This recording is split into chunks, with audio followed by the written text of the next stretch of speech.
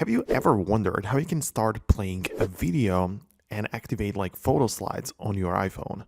We only need to change or click a few buttons and the videos are going to start playing immediately. So that's just how it works. Let's get into it.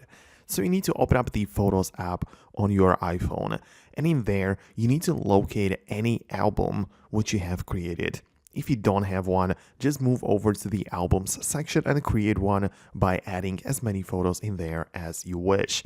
When you get inside any specific album, just tap on the photo which pops up, and when you tap on the three dots button in the top right corner, you have the ability to start a slideshow.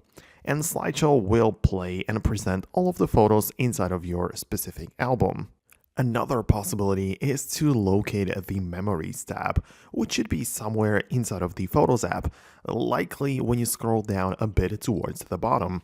And from the memories which are generated by your device, you can tap on individual stuff which you are part of, and when you tap on this, you have the ability to choose photos or videos, which means that if you switch to the video or movie view, this means that the slideshow with your photos as well as videos is going to start playing automatically. You can tap left and right to go back and forward.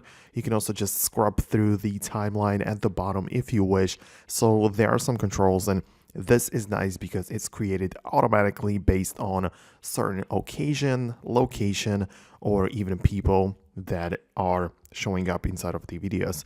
So that's it. Hope you found this video helpful. If you like this type of tutorial where we get straight into the point, hope you enjoyed this. And if you do, hit the like button and subscribe so you never miss tutorials like this. Thanks a lot, and I'll see you in the future.